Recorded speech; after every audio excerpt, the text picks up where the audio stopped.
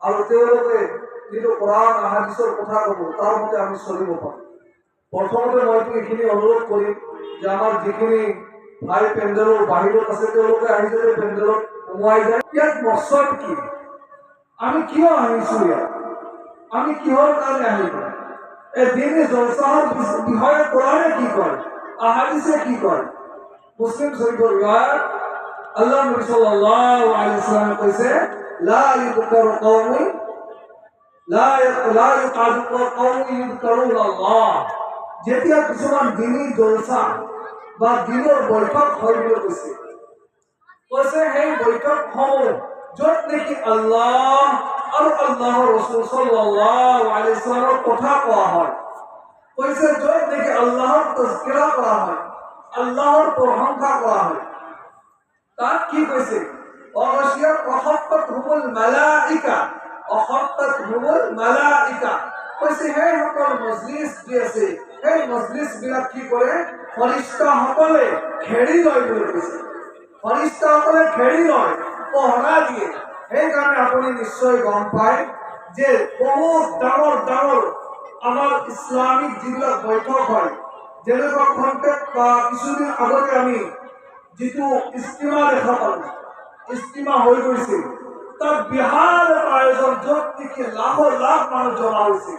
তাত কি কৈছে, তাত কোনো পঢ়া-শুনাৰ পহৰা নাই, কোনো পঢ়া-শুনাৰ পহৰা নাই, তাত কোনো হাই হুল্লা নাই, চিঞৰ বাখৰ নাই। সকলোৱে নম্ৰতাৰ সৈতে কি কৰি আছে, নিজৰ নিজৰ কাম কৰি আছে। খানাৰ কাৰণে কোনো চিঞৰ নাই, কোনো কাজিয়া নাই। কাৰণ কি, এই হাদিসের ভিতরে লক্ষ্য করা খাফাতহুমুল মালাইকা, যে इन मजलिसों को फरिश्ते घेर लेते हैं। हाँ, फरिश्ते जो पहरा लिए तार कैसी दुनियार पहरार कोनो जरूरत नहीं। तार पिছত कैसी जे वशियतहुमुर रहमा, যে তার পিছত কি করে আল্লাহ তাআলা এই দ্বীনি মজমুআত আল্লাহর খাস রহমত নাযিল করে দিয়ে বলেছে। আল্লাহর খাস রহমত এই দ্বীনি মজমুআত নাযিল করে দিয়ে যদি জগতৰ যিমান মানুহ থাকিব সেই সকল কোন থাকিব, আল্লাহৰ ৰহমত থাকিব। এতিয়া আমি যে এই মজলিছত বহি আছো, এই বহি থকা সময়খিনি আমাৰ কি হৈছে, আল্লাহৰ ৰহমতত আমি ছায়াত আছো। ইয়াত কোনো ধৰণৰ আমাৰ দ্বাৰা বেয়াদবি হ'ব নোৱাৰে। কাৰণ প্ৰথম কথা আল্লাহৰ ফৰিস্তাই আমাৰ পহৰা দি আছে, দ্বিতীয় কথা আল্লাহৰ ৰহমত আমাৰ তাত এনি টাইম পৰি আছে। আৰু য'ত আল্লাহৰ ৰহমত, আল্লাহৰ নুৰানী পাকিজা ফৰিস্তা থাকিব, তাত জানো কিবা বেয়াদবি হ'ব পাৰে, তাত জানো হাই কাজিয়া হ'ব পাৰে, তাত জানো বেউচুৰি হ'ব পাৰে। কিন্তু আমাৰ তাৰ প্ৰতি বিশ্বাস যে এই যে কথাবিলাক আহাদিসত আল্লাহ নবী সাল্লাল্লাহু আলাইহি ওয়াসাল্লাম যি কৈছে, কোরআনত যি কৈছে, এইবিলাক আমি যেন দিলৰ সঁচা অন্তৰেৰে বিশ্বাস কৰি লওঁ। তাৰ পিছত কি কৈছে, যে ফৰিস্তাই পহৰা দিলে, আল্লাহৰ ৰহমত পৰি আছে। তাৰ পিছত কৈছে ওয়ানজালাস সাকিনা।